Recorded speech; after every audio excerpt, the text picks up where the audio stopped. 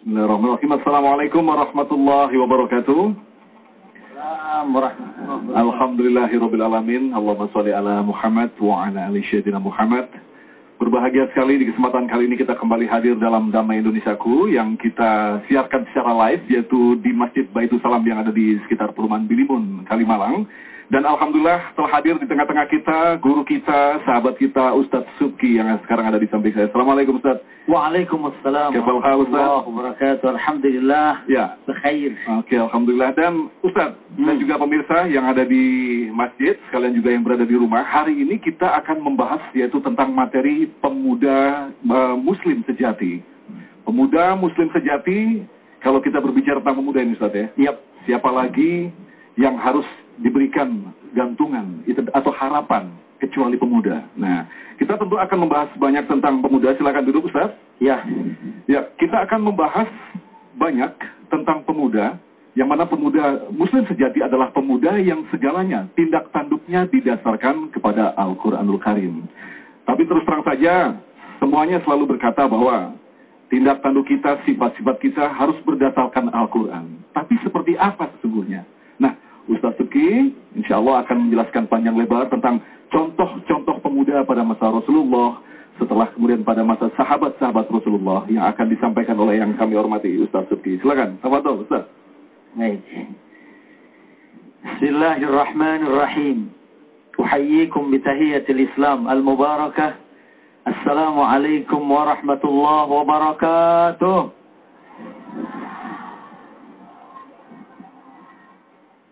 Alhamdulillah, wassalatu wassalamu ala Sayyidina Rasulillah, Sayyidina Muhammad ibn Abdullah wa ala alihi wa ashabihi wa man tabi'ahum bi ihsanin ila yaumil qiyamah, amma ba'd. Qala ta'ala, a'udzu billahi minasy syaithanir rajim. Bismillahirrahmanirrahim.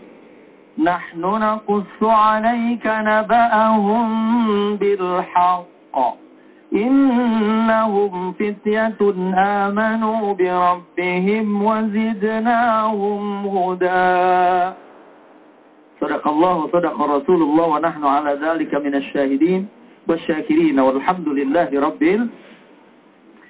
segenap habaib, para ulama, para pemirsa TV One dimanapun Anda berada, alhamdulillah kita berjumpa lagi dalam Damai Indonesiaku. Dan kali ini kita akan bicara tadi seperti yang sudah diantarkan oleh Ustadz Agung tadi tentang pemuda muslim sejati.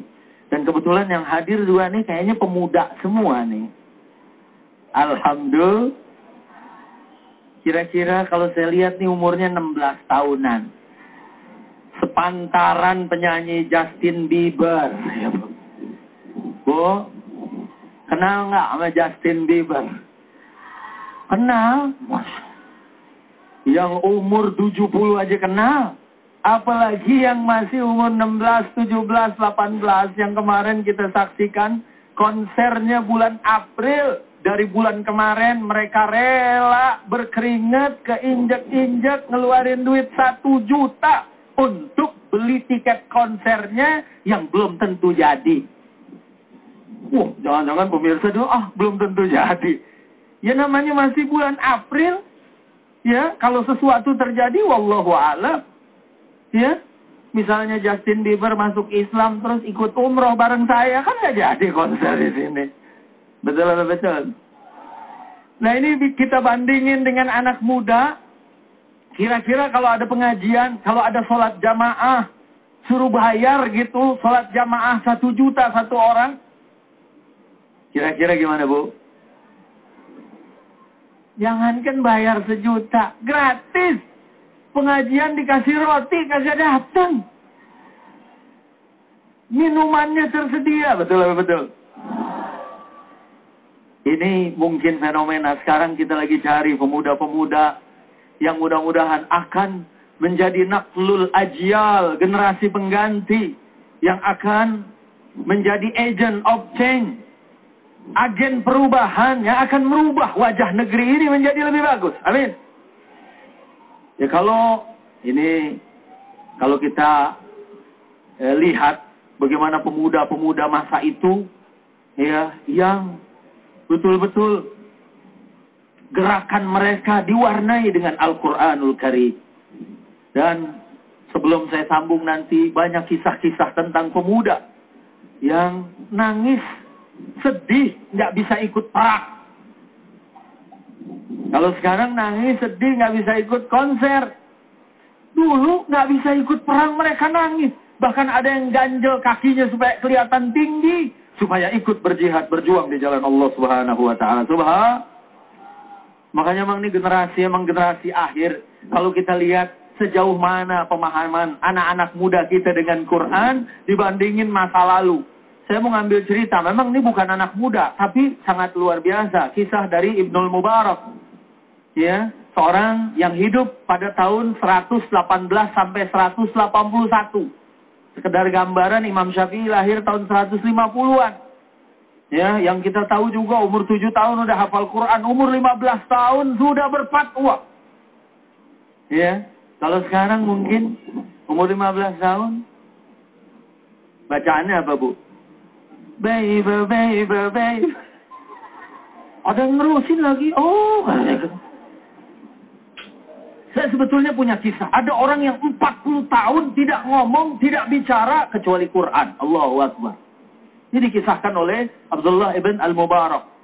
Ya, selesai haji, ketemu sama seorang ini, begitu salam, Assalamualaikum warahmatullahi wabarakatuh, dijawabnya apa? Salamun qawlam mir rabbir rahim.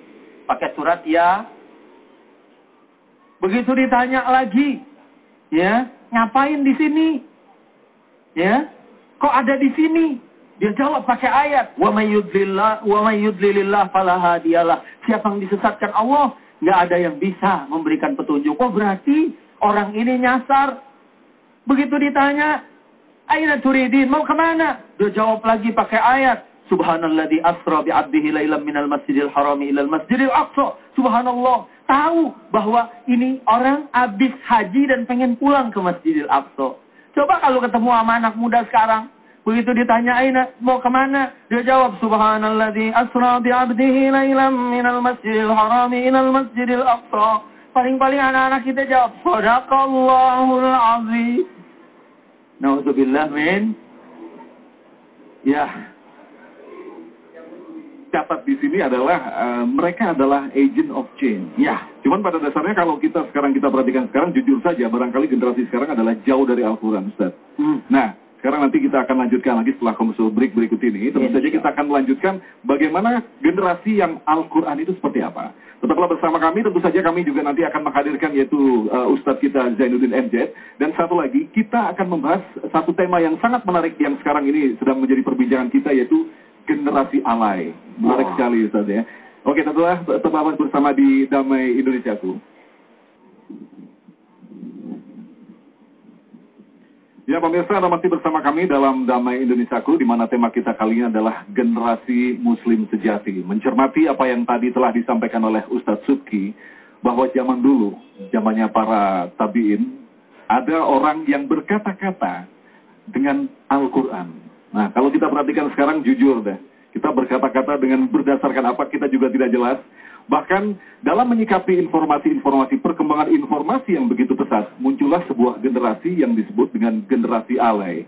Konon katanya generasi alay ini adalah diambil dari kata anak layangan, anak kampungan. Nah, nanti kita akan bahas tentang itu, Ustaz, dan alhamdulillah juga hadir di tengah-tengah kita Ibu Wulansari, seorang psikolog yang saat ini ada di soft paling depan. Assalamualaikum, Ibu. Alhamdulillah sudah ada di tengah kita. Oke, Ustaz, barangkali kita bisa lanjutkan lagi. Tadi Ustaz mengatakan bahwa zaman dulu itu ada orang yang berkata-kata hanya berdasarkan Al-Quran. Nah, sekarang bisa nggak kita, generasi kita sekarang ini dalam tanda petik, kita paksa apa yang mereka lakukan itu berdasarkan Al-Quran, Ustaz? Silakan. Baik, terima kasih para pemirsa dimanapun Anda berada. Kita masih bersama, kalau tadi disebut ngomongnya aja udah pakai Quran. Ya, dan ternyata begitu ditanya rahasianya pun karena takut tergelincir dari perkataan. Allahu Akbar.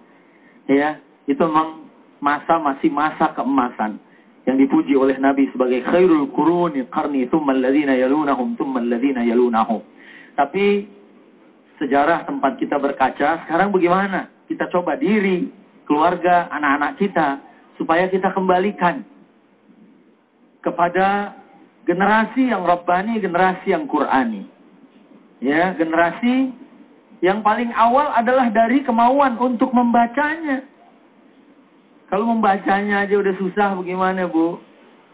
Halo, masih hidup? Alhamdulillah. Ada ibu-ibu yang bangga, Ustaz, anak saya mah hebat. Al-Quran, Masya Allah, baru lihat covernya aja udah nangis. Belum baca tuh. Rupanya nangis karena nggak tahu nih, kalau gua buka gua bisa baca nggak gitu ya. Allahu Akbar. Jadi memang di sini ya mereka adalah yang disebutkan di dalam ayat yang tadi saya baca di muqaddimah, innahum fityatun amanu bi rabbihim wa zidnahum huda. Mereka adalah pemuda-pemuda yang beriman kepada Allah. Nah, kalau beriman kepada Allah, beriman kepada Rasul, beriman kepada kitab, Rasul sekarang sudah tidak ada. Tapi masih ada warisannya yang ditinggalkan oleh Nabi sallallahu alaihi, yang dijamin lan tadillu abada. Tidak akan pernah seseorang sesat ma in tamassaktum bihima. Selama kita berpegang kepada warisan dari Nabi sallallahu alaihi wasallam. Zaman boleh berubah. Ya, ibu-ibu dulu gendong anak mungkin lagunya sholawat. Lagunya mungkin istighfar. Kalau sekarang ada banyak orang nimang-nimang anak lagunya kayak ngeracun. Saya bukan ibu-ibu di sini. Ibu-ibu di sini latahnya aja baca Yasin. Alhamdulillah. Alhamdulillah. Ya Rabbin. Nah, anak-anaknya insya Allah dia pertama beriman, percaya sama Allah, percaya sama Rasul, percaya sama kitab, dan kemudian dipegang kitab itu, dibaca pertama. Habis dibaca, dipahami, ditadabburkan apa yang terdapat di dalamnya. Ya, kalau tadi saya bilang bahwa pemuda itu seharusnya adalah menjadi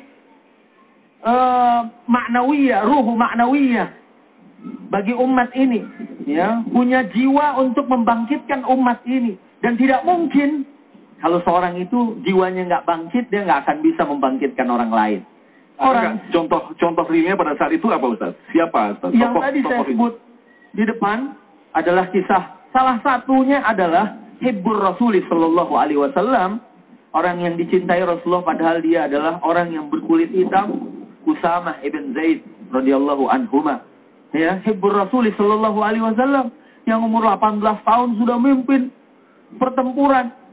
Ya, yang tidak ada yang bisa menyetopnya kecuali saat Rasulullah dikabarkan wafat, pulang dulu untuk mencium kening Rasulullah sallallahu alaihi wasallam. Allahu Akbar.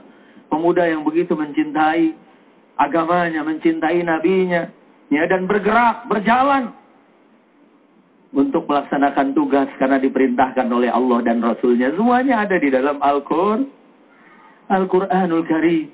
Ya, dan kita juga mendapatkan kisah betapa sedihnya mereka saat tidak bisa berjuang. Jadi memang kalau anak muda ada yang sedih, sedih luput tidak hadir ke pengajian, atau sedih kehilangan sholat 5 waktu di masjid, dijamin zaman itu adalah zaman yang baik. Tapi kalau anak-anak muda kita nangis karena putus cinta, alamat. Sedih karena sesuatu yang seharusnya tidak menjadikan mereka sedih, maka ini adalah na'udzubillah. Ya, kita mudah-mudahan nas'alullah al-afiyah, kita minta sama Allah mudah-mudahan Allah melindungi kita, menjaga para pemuda kita.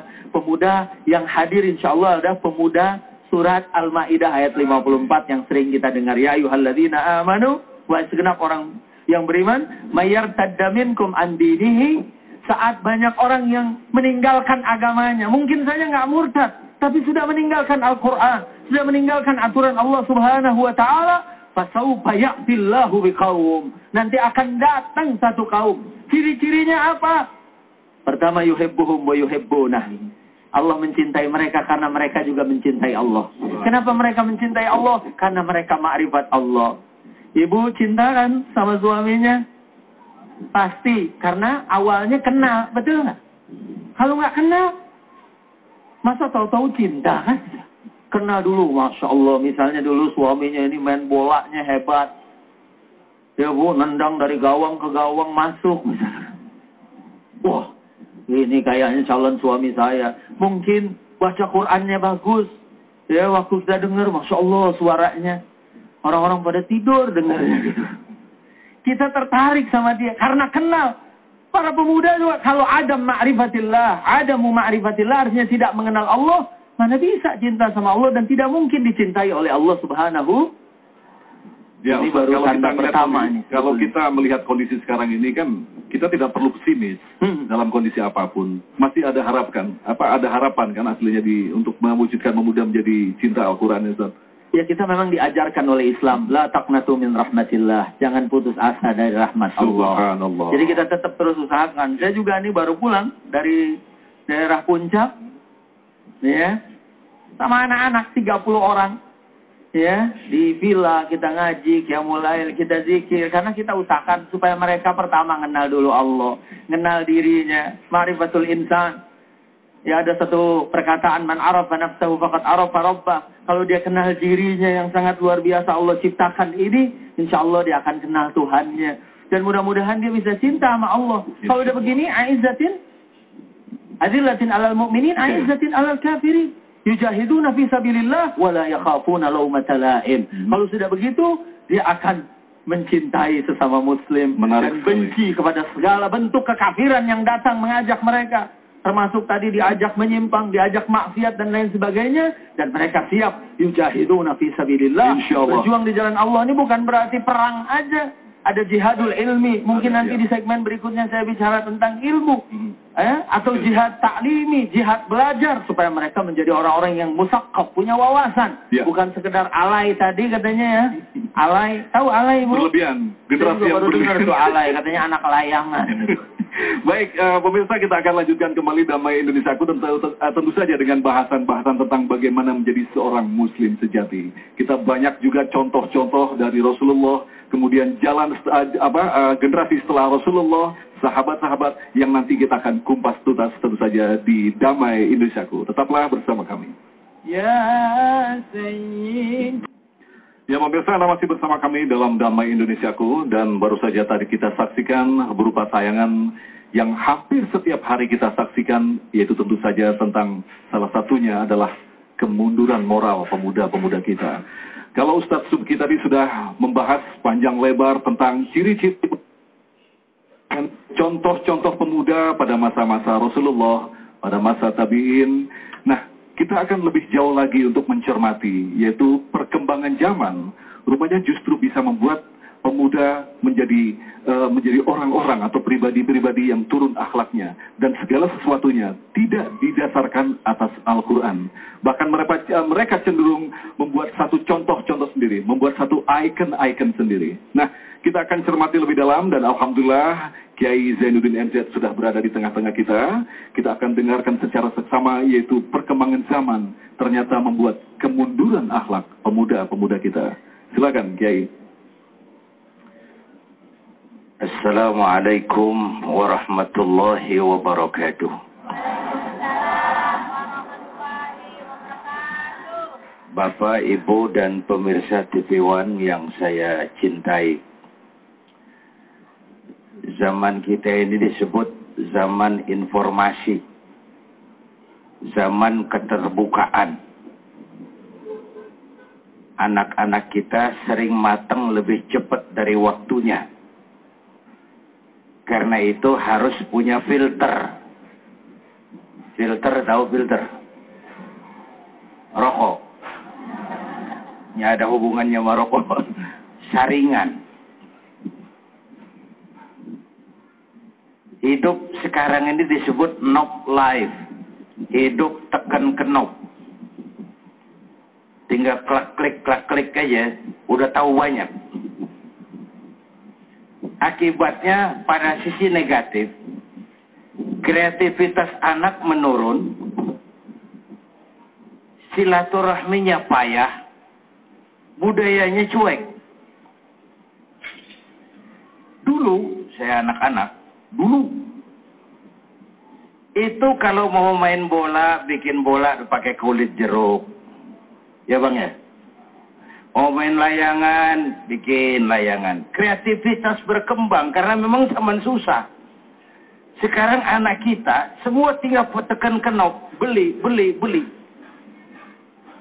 Konsumtif, produktivitasnya menurun. Karena itu anak-anak kita harus selamatkan. Kita nggak anti teknologi. Harus kita gunakan teknologi, tapi dampak negatifnya harus kita filteri. Teknologi nggak bahaya, yang bahaya orang yang menggunakannya. Dengan SMS kita bisa nyebar nasihat-nasihat, bisa nggak? Tapi dengan SMS kita bisa nyebar fitnah. Tergantung yang ngeklik itu. Sehingga kalau istilah saya, yang namanya cepot, tahu cepot? Itu kalau dipegang oleh, coba,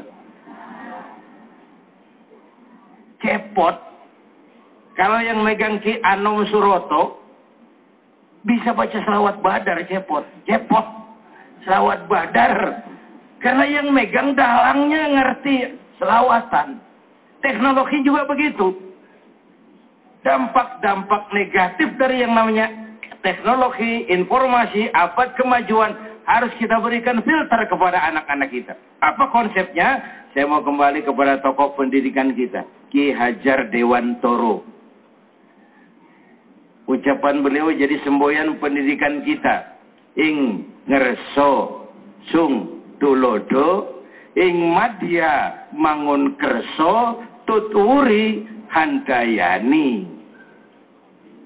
Tahu artinya? Yaitu ingerso sung tulodo. Anak tuh perlu keteladanan.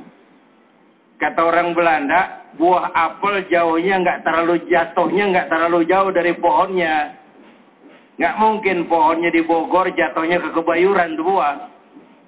Buah apel jatuhnya nggak terlalu jauh dari pohonnya. Anak biasanya ngikuti yang dia lihat. Biasanya kalau bapak kalong, anak kampret. Bapak nyolong, anak nyopet. Keteladanan.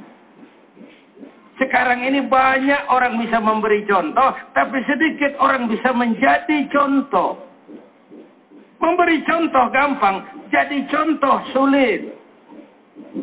Kalau memberi contoh sih, saudara-saudara rajin-rajinlah sedekah. Gimana orang mau ikut yang teriak buntut gasiran? Mbahnya pelit. Ini memberi contoh tapi nggak jadi contoh namanya. Bapak Ibu hadirin yang saya hormati, memberikan contoh yang baik. Baik dengan ucapan, baik juga dengan perbuatan. Orang tua memberi contoh di rumahnya, pemimpin memberi contoh kepada rakyatnya. Dengan apa contoh? Pertama, contoh berupa ucapan. Yang kedua, lebih penting, contoh berupa perbuatan. Kadang-kadang kita sekarang kan jarang, susah nyari tempat ngaca. Dulu di depan kantor DPR Senayan tuh banyak tukang kaca pada dagang tuh.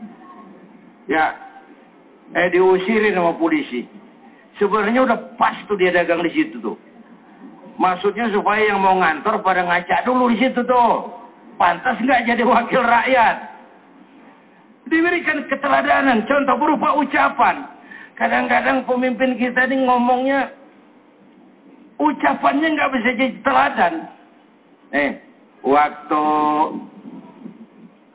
Nias dihantam gempa, gelombang laut naik ke darat, rakyat banjiran, infrastruktur hancur, Nias Mentawai.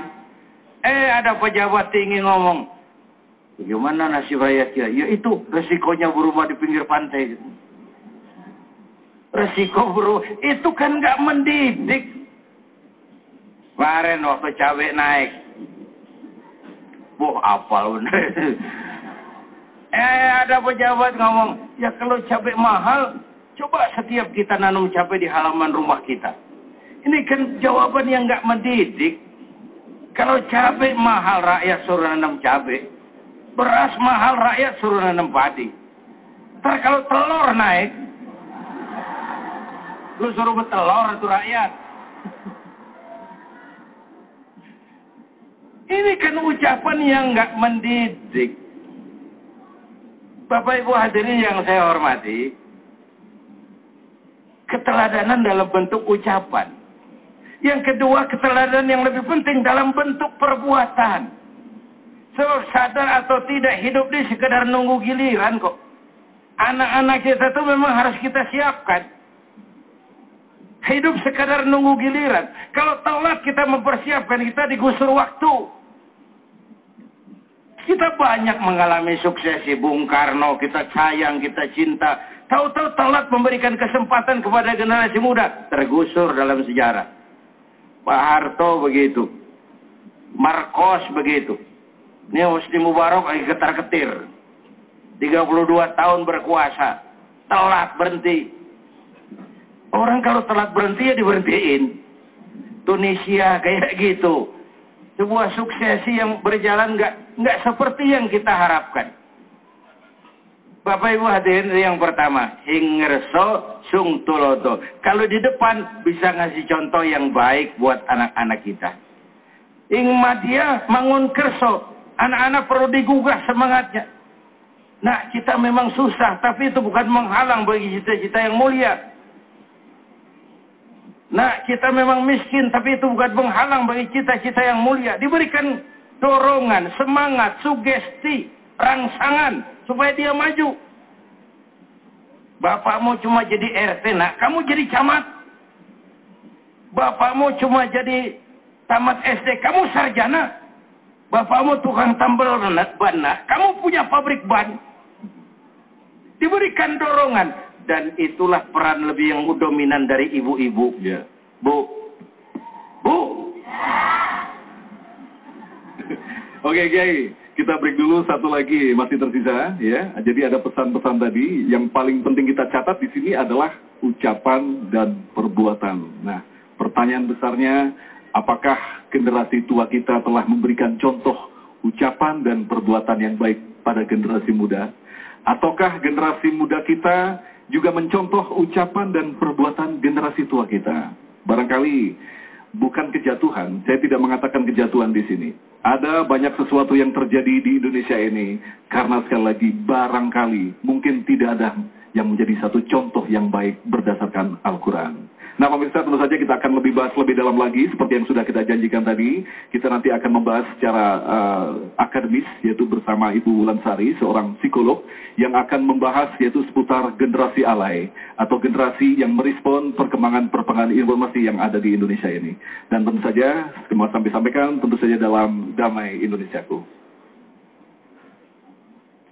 Ya pemirsa, kita masih bersama Damai Indonesiaku dan kita akan lanjutkan kembali tausiah kita bersama Kiai Zainuddin MZ yang tadi sudah menjelaskan bahwa segala sesuatunya walaupun diberikan kepada pemuda, harapan-harapan itu diberikan kepada pemuda, tapi yang jelas di sini pemuda juga tentu saja tidak mau dipersalahkan.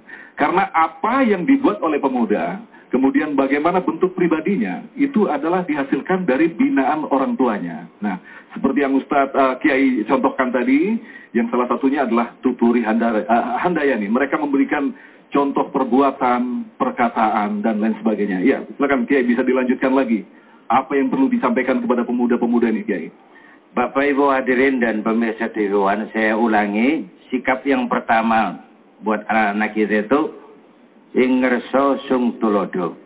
Anak perlu keteladanan, contoh, baik ucapan maupun perbuatan. Yang kedua, ing madia mangun kerso. Ing madio mangun kerso. Karso. Iyalah, itu beda huruf aja, satu huruf aja kok.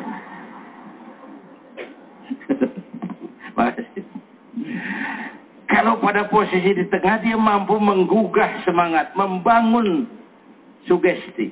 Anak-anak kita perlu itu. Dan peran dominan mesti lebih ke ibu-ibu. Ibu baca sejarah. Sayyidah Aminah melahirkan anak pertama tanpa didampingi suami. Suaminya meninggal ketika anaknya dalam kandungan. Sedih. Tapi dengan penuh semangat dia lahirkan anaknya, penuh kasih sayang. Didampingi, diberikan sugesti, dorongan, semangat. Dan dia berhasil mengantar bayi Muhammad itu menjadi orang besar dan dibesarkan Allah. Mahatma Gandhi, tahu Mahatma Gandhi? Kenal? Lagi di mana kenalannya, lu ngaku. Ibunya yang memacu, bapaknya nggak ada yatim. Gandhi jadi orang kau. Gandhi sekolah nak. Gandhi belajar nak. Gandhi jadi orang besar nak. Kalau perlu sekolah ke Inggris. Biar Inggris jajah kita. Nggak ada salahnya kau belajar ke Inggris. Tapi jangan pacaran sama bule Gandhi. Jangan sentuh minuman keras Gandhi. Mahatma Gandhi tumbuh jadi orang besar. Karena dorongan emaknya. Mak. Oi mak. Emaknya. James Watt. Nah, siapa tuh? Yaitu James Watt. Jadi ilmuwan besar, penemu listrik uap itu didorong oleh emaknya, dia yatim. Udahlah nak, bapamu cuma jadi RT, kamu jadi camat. Di bawah bumi ada bumi nak. Kita bilang kita susah, ada lagi kok yang lebih susah dari kita. Gaji bapamu kecil nak, tapi ada yang lebih kecil lagi. Sabar. Emang lagi zaman susah. Presiden India gajinya lebih kecil dari Presiden Indonesia. Padahal yang diatur 1 miliar orang. Presiden Cina gajinya lebih kecil dari Presiden Indonesia. Padahal yang diatur rakyatnya 1,5 miliar. Banyak nggak 1,5 miliar? Itu kalau kencing bareng. Banjir.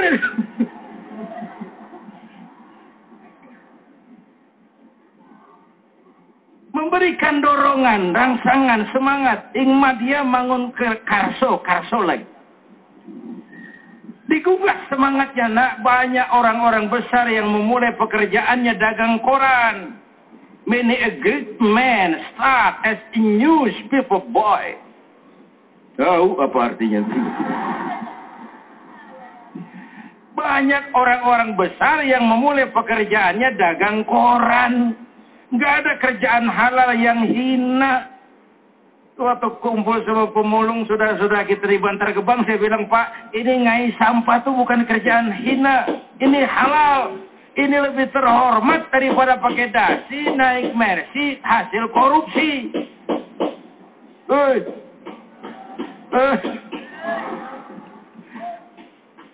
Nah, lalu Tut Uri Handayani, kalau ada di belakang, bisa memberikan dorongan semangat. Anak-anak kita itu sekarang maunya diajak ngomong, bukan diomongin. Diajak ngomong. Ayo kita rujukan ke Quran. Waktu Nabi Allah Ibrahim mimpi disuruh nyembelih putranya namanya Ismail. Apa beliau bilang sama Ismail? Ya bunayya inni ara fil manami anni azbahuka fanzur maza tara. Lihat ini. Ananda, Abah disuruh Allah nyembelih kamu. Fanzur maza tara. Menurut kamu gimana nih? Kerjain nggak kira-kira? Sudah yakin itu perintah Allah, tapi masih diajak ngomong. Nih loh, anak kita tuh diajak ngomong, jangan cuma diomongin. Nabi Ibrahim ngasih contoh, nggak lantuk. Ismail, sini, gua potong. Nah, perintah tuh harus diam aja deh, potong. Fanzur masa taro, ajak anak ngomong. Jangan cuma diomongin. Jenuh dia kalau diomongin. Jangan terlalu didoktrin. Biarkan mengalir seperti air. Tadi Ustaz Subhi sudah memberikan contoh generasi yang Quran. Bagaimana itu ditradisikan sejak kecil. Sejak lidahnya masih lunak dibawa ke sana kemari. Kalau sudah seumur kita ini lidah udah kaku. Mau bilang Muhammad sallallahu alaihi wasallam, saudara-saudara kita selaku umat Muhammad silalahi. Itu si Muhammad Batak lain, Muhammad silalahi.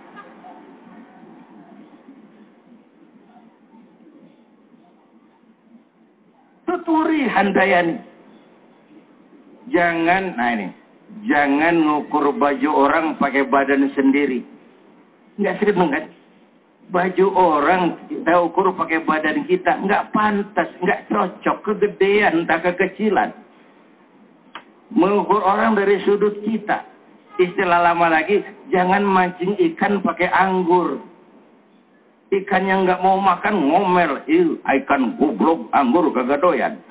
Bukan ikannya yang goblok, ente bahlul.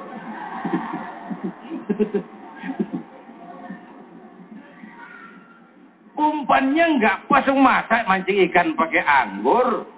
Kita sering gagal merangkul anak-anak kita, gagal merangkul remaja-remaja kita karena umpannya salah. Mancing ikan pakai anggur. Ono kita rambutnya gondrong tapi rajin ke masjid. Janganlah bilang, apaan lo ke masjid gondrong begitu, jangan. Kan lebih baik gondrong ke masjid lebih bagus daripada botak ngadu ayam. Umpamanya.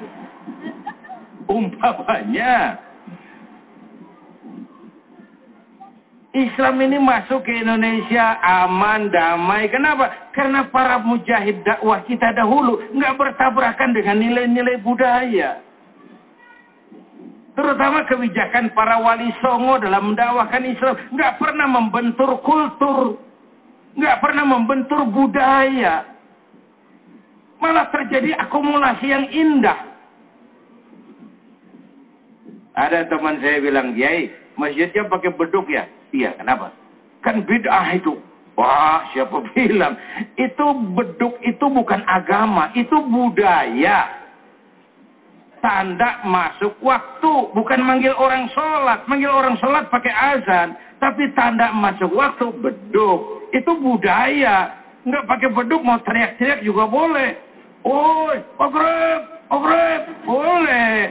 Cuman kan wali songo bijaksana, mending pakai beduk dah, sekali pukul sekampung denger. Budaya. Kalau itu dia nggak beda, budaya miskin betul kita. Mestinya motor juga beda tuh. Orang Rasul nggak pakai, jual, beliin ontak lo, aman naik sono. Baik, terima kasih Kiai. Ada satu hal yang perlu kita catat di sini, bahwa ternyata selama ini kita selalu menyalahkan pemuda. Kita selalu memberikan contoh, memaksa pemuda, coba contoh yang ini, contoh yang ini. Padahal contoh yang paling penting sendiri, itu ada di lingkungan kita sendiri, yaitu orang tua. Nah, pemirsa, kita akan membahas apa sesungguhnya peran orang tua dalam pertumbuhan psikologi anak, dan apa juga peranan orang tua untuk menciptakan generasi muslim sejati. Kita akan bahas lebih banyak lagi bersama Ibu Wulan Sari, seorang psikolog, tentu saja masih bersama Damai Indonesiaku.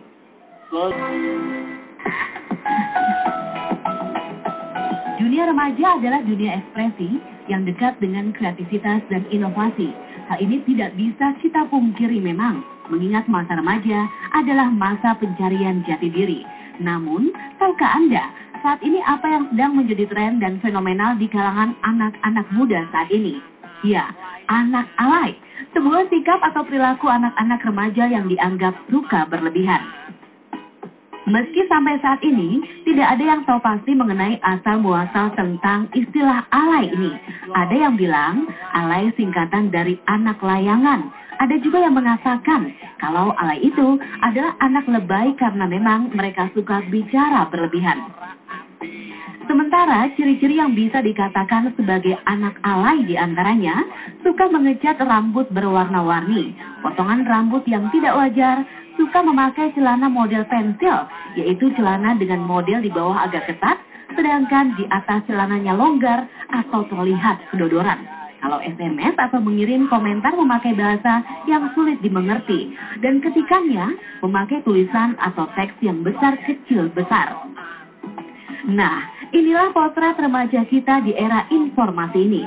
Begitu mudah mereka menyerap budaya yang tidak biasa, melawan arus, percaya diri, walaupun dianggap berlebihan. Jadi, apakah anak-anak Anda termasuk golongan alay? Bayanya sok-sokan. Katanya sih anak-anak lebay gitu. Terlalu berlebihan banget dari segi aksesoris.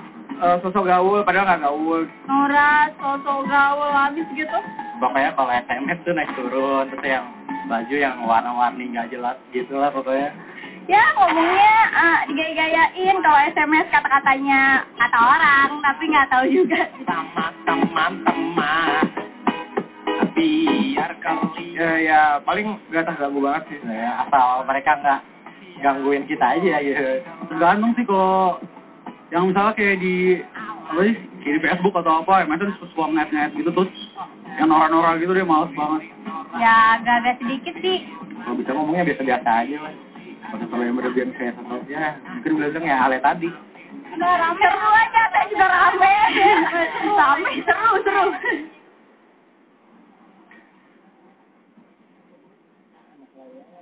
Ya, pemirsa, Anda masih bersama kami dalam Damai Indonesiaku, dan baru saja kita saksikan bersama, kita cermati bersama sebuah fenomena yang saat ini benar-benar terjadi di lingkungan kita. Entah kesalahan siapa, barangkali ini adalah salah satu wujud dari revolusi informasi yang begitu cepatnya, sehingga muncullah respon-respon seperti itu.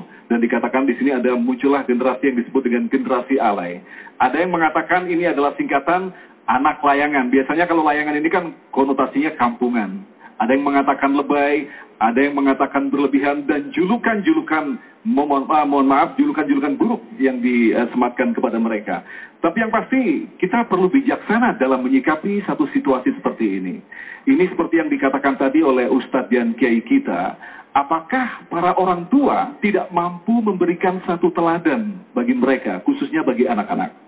Nah, kita akan lebih dalam lagi membahas tentang generasi alay, dan seperti yang sudah kita janjikan tadi, Ibu Wulan Sari ada di tengah-tengah kita. Assalamualaikum, Ibu. Waalaikumsalam warahmatullahi wabarakatuh, Ustaz Ageng. Ya, Ibu, kalau tadi kita saksikan bersama tentang generasi alay, generasi yang berlebihan, secara objektif dalam kajian akademis, Ibu, ini adalah satu fenomena psikologi apa ini, Ibu? Ya, baik, Bapak-bapak dan Ibu pemirsa maupun dimanapun berada, membahas remaja ini perlu pakai hati, kasih sayang dan cinta. Kenapa Bapak Ibu? Mereka itu sedang dalam masa peralihan, sudah tidak anak-anak, tapi juga belum dewasa yang punya tanggung jawab yang sudah pasti. Nah, masa peralihan ini mereka suka cari-cari pengakuan, minta perhatian, membuat sensasi-sensasi. Nah, antara lain perilakunya yang berlebihan tadi. Celana dibuat ketat di bawah. Sehingga bayangkan Bapak Ibu, ketika anak itu melakukan, kalau itu anak laki, mohon maaf, kalau mau buang air kecil gimana? Kesusahan. Terus ketika mau wudhu, kesusahan. Sepertinya kecil Bapak Ibu, cuma model celana, tapi itu akan merangkai perilaku-perilaku berikutnya. Wudhunya gimana? Gitu. Makainya gimana? Menghabiskan waktu untuk memakai celana jadi pemborosan waktu. Itu contoh satu saja bagaimana remaja mencoba mencari jati dirinya, membuat sensasi-sensasi supaya dianggap keren, hebat, cantik, seksi, beda. Tapi justru perilakunya ini membuat dia bukan dalam posisi perilaku positif, justru orang jadi jengah, atau dia sendiri sebenarnya nggak nyaman, nggak pas, tapi maksain gitu. Tetap minta uang, beli celana yang ketat di bawah, kecil seperti itu. Nah, jadi pertanyaannya adalah Bapak Ibu, bagaimana kita sebagai orang tua hadir dalam kehidupan remaja? Sering menjadi keluhan orang tua, atau bisa bilang begini, kamu kan udah gede, nggak usah mamah bilangin, nggak usah ibu bilangin, kamu kan udah tahu sendiri. Ini konsep salah di awal. Mereka belum tahu, belum genap wawasan mereka tentang tanggung jawab, belum dalam pemahaman mereka tentang agama yang diyakini, belum meresap nilai-nilai masyarakat yang ada. Tapi mereka justru sedang mencari jati diri, orang tua udah menjauh. Sebelum kita bahas tentang peran orang tua, sebenarnya kategori yang disebut remaja, yang pada usia-usia yang sangat rentan sekali menjadi generasi alay seperti tadi, itu usia-usia berapa itu? Menurut WHO 10 sampai 19 tahun. Bayangkan Bapak Ibu, 10 tahun itu usia anak kelas 4 SD. Sekarang itu mens dan mimpi basah udah mulai di usia seperti itu Bapak Ibu. Udah nggak lagi pas belasan baru head, tapi 10 tahun sudah head. 10 tahun sudah mimpi basah. Faktornya banyak Bapak Ibu, faktor gizi, faktor rangsangan, pendidikan, faktor teknologi yang memberikan informasi tentang seks sedemikian rupa. Kemudian yang kedua Bapak Ibu, ciri khas remaja adalah perkembangan organ seksualnya sedemikian cepat tidak diimbangi dengan perkembangan mental, emosi, dan spiritual. Kebayang makanya tadi kasus-kasus pemerkosaan remaja ke di bawahnya. Jadi sasaran objek dari pemerkosaan adalah yang di bawah, yang posisi lemah. Sudah berbeda Bapak Ibu dengan dulu-dulu kita lagi remaja, biasanya pemerkosaan itu antara orang dewasa dengan orang dewasa. Sekarang sudah lebih dini lagi, SD memperkosa SD, remaja memperkosa SD, dan seterusnya. Kemudian juga yang berikutnya sangat memprihatinkan, bisa juga pelecehan seksual dilakukan bukan orang yang jauh dari anak, tapi orang-orang terdekat.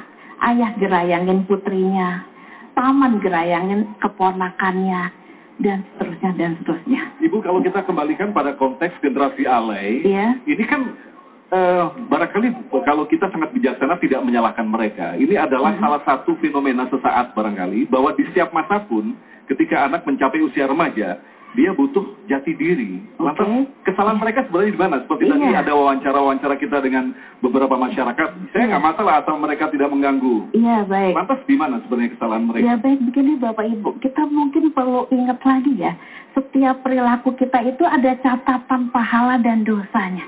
Ada catatan amalan mana yang berpahala, mana yang sia-sia. Don't forget, ini enggak bisa lupa. Ini kita sedang hidup di dunia, nanti ada pertanggungan jawab di akhirat. Oke, sekarang remaja, kebayangkan 10 sampai 19 tahun. 9 tahun, kalau alaynya ini beli celana, minta uang untuk ngecat warna, terus udah gitu bercandanya, bicaranya, pengaruh tulisannya, ini bukan inisiatif atau hal-hal kemajuan, tapi justru melabrak aturan-aturan yang sudah baku. Kalau itu didiamkan, ibu bapak, udahlah nanti tahu sendiri, awah gelap emang gue pikirin. Itu anak ibu, anak kita. Kalau orang tuanya sendiri udah awah gelap, itu anak mau berkembangnya kemana? Siapa yang akan diminta pertanggungan jawab? Bukan sekolahnya, bukan guru privatnya, bukan TPA-nya. Kita sama-sama Bapak Ibu, judulnya orang tua, nanti di Yaumil Hisab, Allah yang maha adil mempertanyakan, serius nggak sih lo ngasuh amanah yang dari Allah berikan? Sungguh-sungguh nggak sih? Mau berkeringat nggak sih? Mau keluarkan tenaga sepenuh hati atau iseng atau asal-asalan? Nah ini yang saya prihatinkan, Ustadz Agung. Terlihat kan kasus-kasus korban-korban itu di bawah umur. Ibu bapaknya kemana? Itu Pak. Ada di mana mereka? Sepertinya ayah ada, ayah tiada. Ibu ada, ibu tiada. Mereka belum yatim piatu. Ibu bapaknya masih ada nyawa. Fisiknya masih hadir. Tapi tidak hadir secara spiritual dan emosi. Ya, jadi jelas di sini adalah peran orang tua sangat penting. Nah, kebetulan yang hadir di sini ini semua seperti yang Ustadz Suti katakan tadi, usianya masih muda-muda barangkali. 16 tahun ini mungkin. Oke, barangkali ada pertanyaan dari ibu, bapak-bapak yang ada di sini tentang bagaimana menghadapi anak-anak yang sudah kadung ya. Sudah kadung menyatakan diri sebagai generasi alay. Ibu, ada pertanyaan? Silakan. Ya, silakan. Dari mana? Siapakah namanya? Assalamualaikum warahmatullahi wabarakatuh. Waalaikumsalam warahmatullahi wabarakatuh. Nama saya Nur Azizah. Ingin bertanya kepada Ibu Mulansari tentang siapakah yang harus disalahkan tentang generasi alay ini. Apakah orang tua atau lingkungan? Dan bagaimana nasib psikologisnya ketika mereka sudah masuk ke generasi alay tersebut? Apakah bisa dirubah atau tidak? Dan bagaimana caranya kalau bisa dirubah? Satu lagi, bagaimana ketika seseorang diperkosa, bagaimana nasib psikologis anak tersebut ketika sudah masuk ke jenjang pendidikan dan lingkungan. Terima kasih. Ya, kita tampung dulu barangkali dari bapak-bapak. Satu, ya silakan bapak. Mohon maaf. Silakan. Assalamualaikum warahmatullahi wabarakatuh. Waalaikumsalam warahmatullahi wabarakatuh. Menarik sekali memang mengenai kaum alay ini, karena saya sendiri ketika pulang kerja sering melihat di tidak jauh dari sini perempatan Kalimalang, yang dimana notabene kehidupan mereka kalau tidak beranting sampai antingnya dibolongin besar itu belum masuk kategori alay. Tapi saya juga sudah membaca dari 2007, di Indonesia memang sudah berkembang KKLGN, Kelompok Kerja Lesbian Gay Nusantara. Yang pada hakikatnya di Indonesia sendiri kita dari berita sudah mendengar bahwa Indonesia akan dijadikan deklarasi bencong sedunia. Ya, sampai kami meneliti berlanjut, wilayah Jakarta Timur pun dari KKLGN yang tadi saya bilang Kelompok Kerja Lesbian Gay Nusantara menjadi FBI, Forum Belok Indonesia. Ya, jadi inti pertanyaannya ya, apa, Mas? Yang saya akan tanyakan, arus yang saya tanyakan ada yang disebut dengan transseksualisme, yaitu perpindahan perilaku manusia yang enggan menerima jenis kelaminnya sendiri karena faktor milieu tersebut.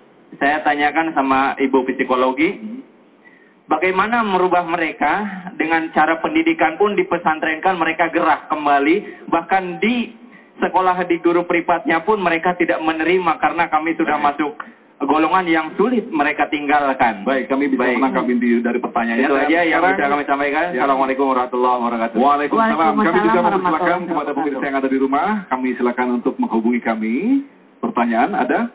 Ada pertanyaan? Halo, Assalamualaikum. Assalamualaikum. Waalaikumsalam. Ibu dari mana?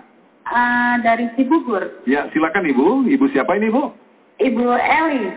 Ibu Elis dari Cibubur. Apa pertanyaannya, Ibu? Saya pengen nanya sama Kiai Zainuddin MZ. Gini, saya kan punya putri, umurnya baru 3,5 tahun. Dia kan baru belajar huruf hijaiyah. Tapi dia tuh suka kalau bisa ada orang tuanya lagi baca Al-Quran atau apa gitu, dia pengen ikut juga gitu. Sedangkan yang saya tahu kan untuk memberikan pembelajaran pada anak kan ada tahapnya. Itu maksudnya solusinya gimana? Karena saya melarang dia untuk memegang Al-Quran karena saya rasa belum masanya begitu. Baik, itu saja Ibu pertanyaannya? Iya, terus saya juga mau tanya, apa saya salah gitu? Putri saya ini kan lebih suka pakai berjilbab daripada pakaian anak-anak biasanya. Baik. Tapi karena saya juga menyediakan pakaian biasa juga, saya suka mengaplikasi. Jadi kadang pakai jilbab, kadang enggak gitu. Sedangkan dia kadang memintanya sampai nangis gitu untuk pakai berjilbab. Sedangkan saya kadang melarangnya gitu. Jadi tidak konsisten, Bu, ya? Iya. Baik, Ibu. Iya, terima kasih itu aja. Terima kasih, Ibu. Assalamualaikum warahmatullahi wabarakatuh. Waalaikumsalam. Jadi pertanyaan dari Ibu Elis yang ada di Cibubur ditujukan kepada Kiai Zainuddin MZ. Kita akan menjawab satu persatu tentang pertanyaan seputar generasi alay. Ibu Ulan, barangkali Ibu sudah mendapatkan inti dari pertanyaannya? Iya, sudah. Baik, kita tahan dulu Ibu. Pemirsa, tentu saja kita akan kembali membahas tentang seputar generasi alay. Kemudian kita lanjutkan lagi nanti dengan kupasan-kupasan atau penekanan-penekanan yang akan diberikan oleh Kiai dan Ustadz kita. Tentu saja generasi alay tentu saja ada solusinya di sini. Kita tidak bisa membiarkan generasi Indonesia terbuai dengan ikon-ikon atau wujud-wujud yang mereka bentuk sendiri. Padahal sudah ada satu generasi yang diberikan contoh oleh Rasulullah, yaitu pada masa Rasulullah dan pada masa sahabat-sahabat. Kita akan lanjutkan lagi kupasan kita tentang generasi alay dan menjadi muslim sejati, tentu saja bersama Damai Indonesiaku.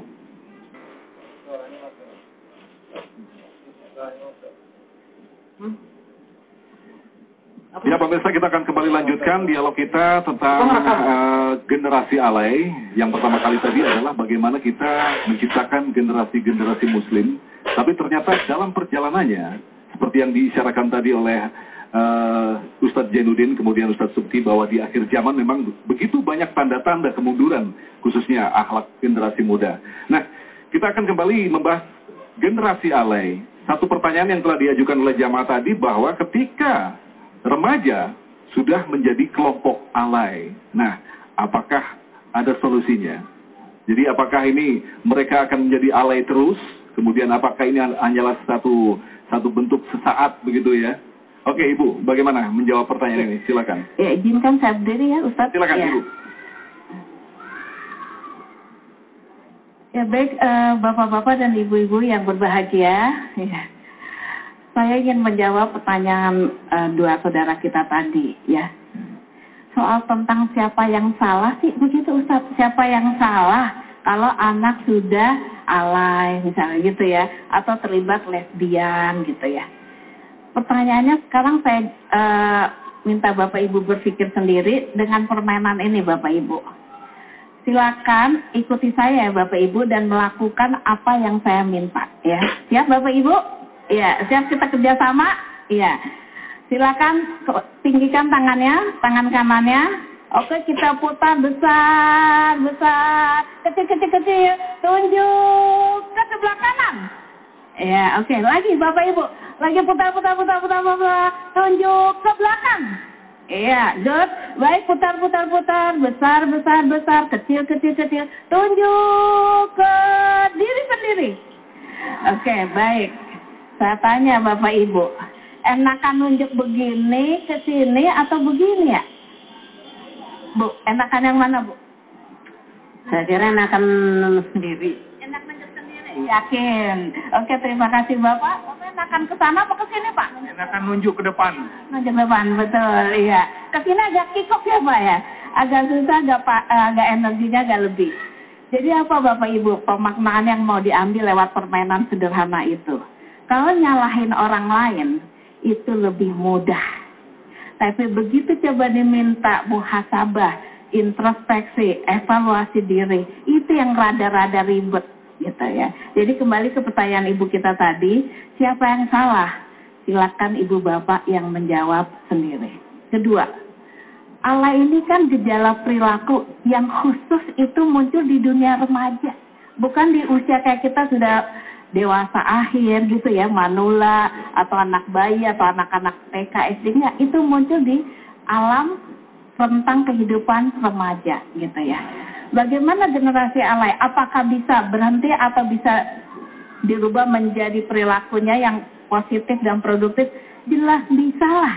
Kita kan adalah manusia yang lengkap oleh Allah untuk berpikir, untuk merasa. Tergantung sejauh mana orang tuanya mau menyikapinya secara serius ya. Apa yang bisa dilakukan oleh orang tua terhadap remaja adalah satu, memposisikan remaja sebagai sohib, sahabat, sebagai teman. Jadi nggak bisa kita pakai metode tunjuk-tunjuk, kamu awas ya, itu sudah nggak bisa lagi. Kalau Bapak Ibu kenceng di kekerasan verbal, kenceng di kekerasan fisik gitu ya, pukul anak jauh. Ketika jauh, susah Bapak Ibu menggapai fisik dan hatinya. Saat komunikasi terhenti, di situ sulit orang tua meluruskan, membenahi perjalanan perilaku, pikiran maupun perasaan putra-putrinya yang remaja.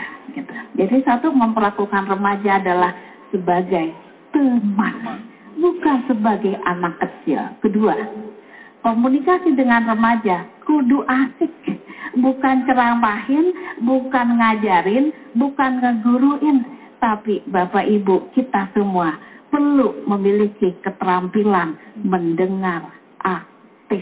Jadi orang tua mesti gaul gitu ya? Iya, harus alay ada. Juga, orang tua iya, harus alay orang juga.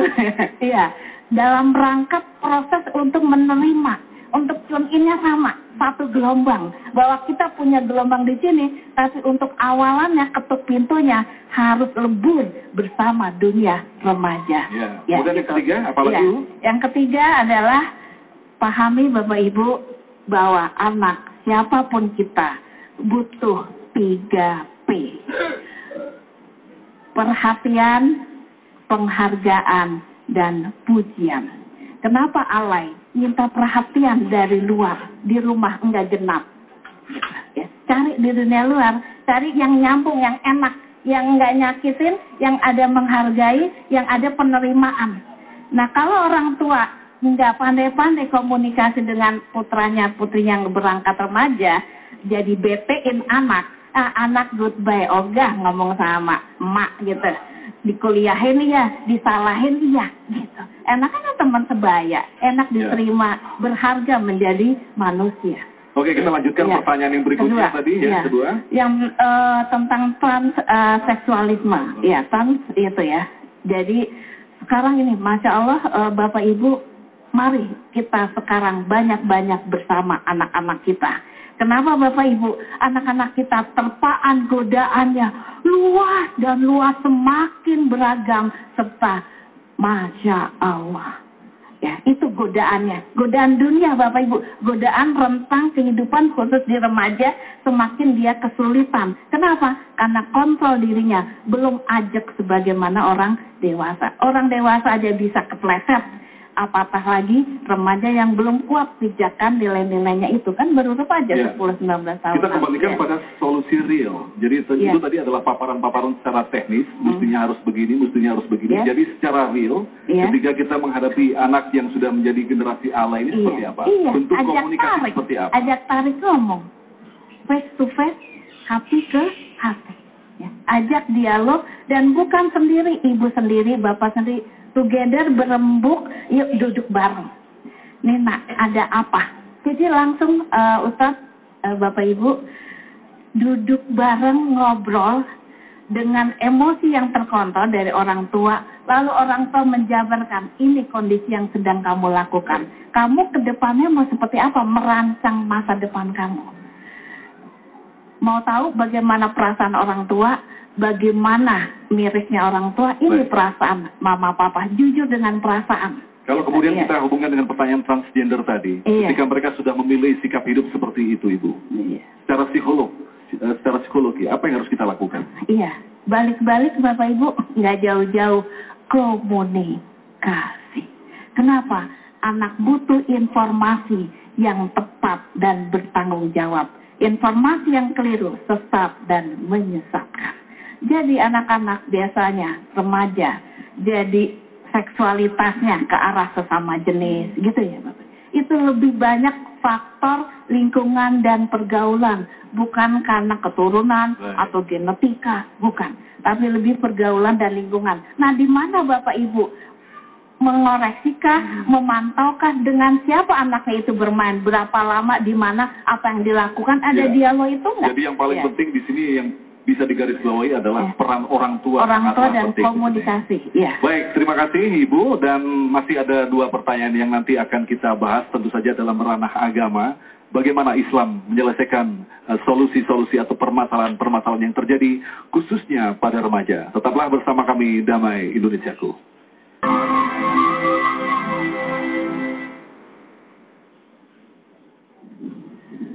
Baik, para pemirsa TV One, pemirsa Damai Indonesiaku dimanapun Anda berada, hadirin hadirat yang juga masih bersama kami, Alhamdulillah, saya kembali akan melanjutkan. Kalau tadi masih ada 1 pertanyaan dari penelpon, nanti akan dijawab di akhir segmen oleh Kiai Haji Zainuddin MZ. Saya akan menambahkan tentang kedudukan ilmu, apalagi bagi para pemuda. Ya, kalau tadi kita dengar juga bahwa ternyata yang paling penting itu adalah komunikasi tadi. Antara orang tua sama anak, nggak saling menyalahkan, nggak gampang nunjuk, introspeksi. Komunikasi juga ada ilmunya. Sampai ada sekolahnya tuh untuk bisa bagaimana kita berkomunikasi. Nah, dalam kesempatan ini saya mau nyampaikan tentang fadlul ilm wa makanatul ulama fil Islam. Keutamaan ilmu dan kedudukan para ulama. Kita pengen ulama ini dalam definisi yang umum. Bukan ulama itu hanya orang yang paham tentang ilmu-ilmu keislaman. Tapi ulama artinya jam'u alim. Bentuk plural dari kata alim. Artinya orang yang memiliki ilmu yang banyak. Nah, orang tidak akan mungkin jadi ulama kalau tidak diawali dengan menuntut ilmu. Dan kalau tadi ada generasi alay, ya Bu ya, pakai celana di bawahnya kecil, atasnya lebar. Kadang-kadang atasnya kecil, bawahnya lebar. Pokoknya macam-macam. Ya, potongannya nggak benar. Saya sering istilahin pangrok, dikepang dulu baru dikerok gitu. Mungkin ada orang ngecat di komplek gitu kan, dia liwat. Jadi pas kena yang biru, kena yang kuning, kena yang merah gitu ya. Awalnya karena dia kurang kerjaan. Sebetulnya kalau dia sibuk, apalagi sibuk menuntut ilmu, dan dia merasakan betapa menuntut ilmu itu adalah manis, insya Allah. Saya punya teman, ingat, umurnya baru 27 tahun sudah doktor. Wah, doktor, tahu nggak? Apaan? S3. Saya sering bilang, jangankan S3, saya ngambil S2 aja pilek, saya taruh 1 gitu kan. Ini, nah makanya kalau kita lihat yang pertama, awalu ayatin nazalat minal wahyil ilahi ala qalbi Muhammadin sallallahu alaihi wasallam asadat ila fadlil ilm.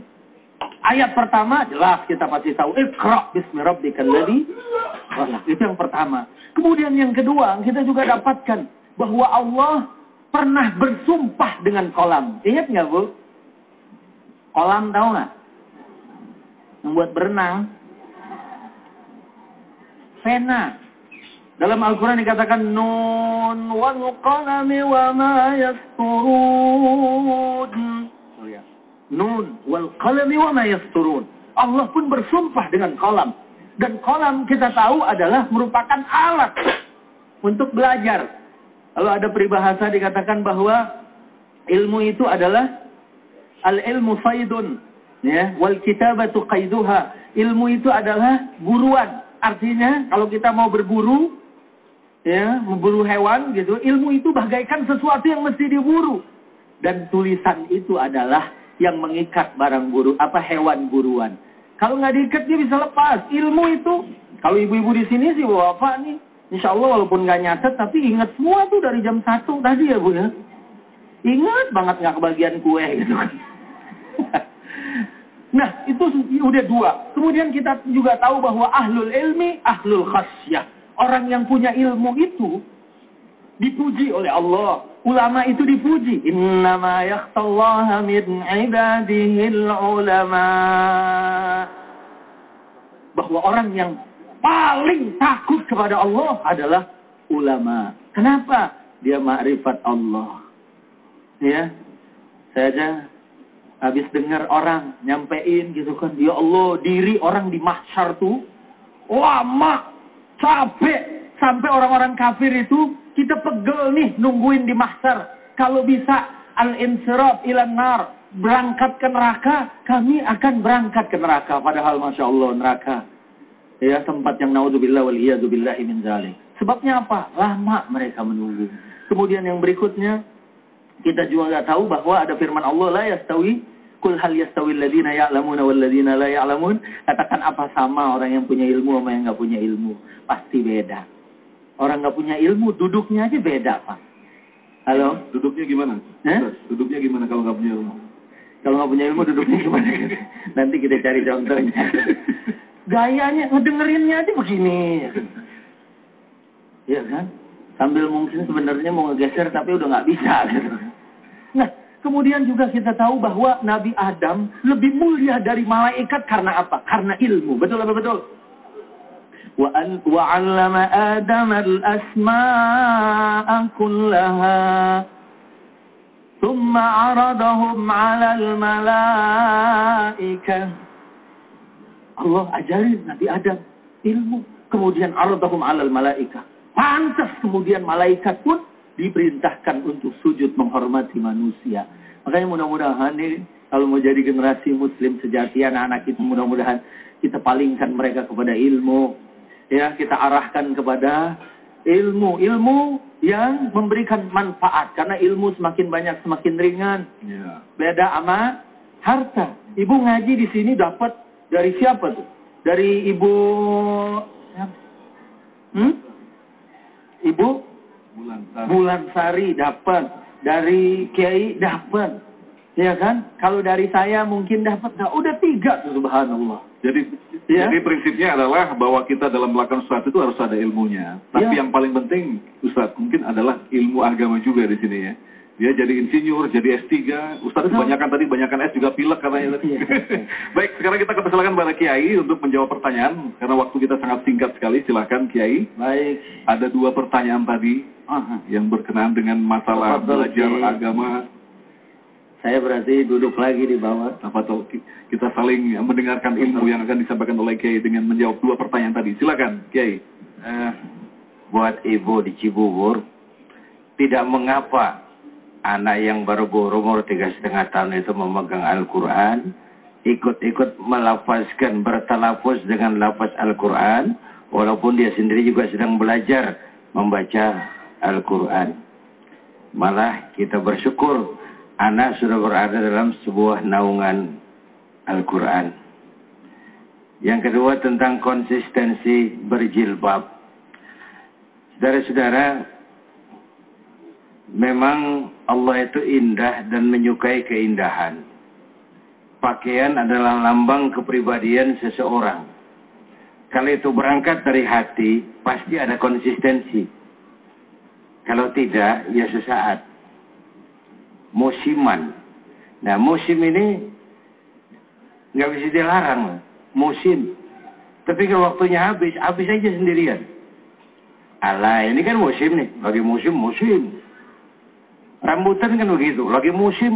Di mana-mana rambutan. Habis. Kalau musim nggak bisa dilarang kan? Nggak boleh musim rambutan. Emang lu apa? Nggak boleh. Mesti merebak. Ya, kita hanya mengendalikan saja musim itu. Dulu musim katanya tadi celana bawahnya sempit semua, botol nggak masuk. Ganti cut lebar, jangan botol, monyet masuk ke dalam. Musim waktunya selesai. Kebalikannya itu, Kiai. Kebalikannya, musimnya selesai. Karena itu saya rangkum buat anak-anak kita generasi yang akan datang. Pertama, kegalauan Nabi Yakub tentang anak-anaknya. Pertanyaannya sederhana. Ya Bunaya, nah bukan seperti itu. Nabi Yakub kalau sudah mengeluhkan berpikir tentang anak-anaknya, pertanyaannya apa? Ma ta'buduna min ba'di. Nah, kalau bapak ndak ada umur, kamu nyembah apa ya? Ini orang tua bijak. Kalau bapak ndak ada umur, kamu jadi hamba siapa? Masih jadi hamba Tuhan atau hamba dunia? Hamba jabatan, hamba harta, hedonis. Mumpung masih ada, bapak mau tanya nih, kalau bapak nggak ada, kamu nyembah apa, nak? Tuhanmu siapa? Itu yang pertama yang penting. Iman, ini pondasinya. Kalau pondasi kuat, apapun mau dibangun di atasnya, insya Allah aman. Kalau pondasinya rapuh, bangunan cepat runtuh. Jadi anak-anak kita sebelum kenal komputer, sebelum kenal laptop, sebelum kenal Twitter, sebelum kenal email, yang harus pertama dia kenal, Tuhan saya siapa sih? Saya ini hambanya siapa? Satu. Ya Bu. Yang kedua, pesan Rasulullah tadi, ilmu. Dengan iman, hidup itu, dengan ilmu hidup mudah, dengan iman hidup terarah. Hidup lebih mudah karena ilmu. Jangankan ceramah, jangankan kerja, pakai kopi aja kudu ada ilmunya, Wan. Mau ceramah, mau kantor ya begini kopiahnya. Mau sholat diangkat dikit. Itu ilmu kopiah supaya sujudnya benar. Mau dagang miringin gitu. Mau main gaple, palangin kalau perlu kayak gini. Orang pakai kopiah saja ada ilmunya. Apalagi yang lain-lain. Ilmu. Yang ketiga, setelah iman, ilmu. Yang ketiga, anak-anak kita harus dilatih kerja keras. Lihat Rasulullah itu umur 9 tahun dibawa dagang pamannya ke Syam. Syam itu kan Syria sekarang. Jauh loh, Arab Saudi ke Syria. Umur 9 tahun Muhammad hidup itu peras keringat banting tulang.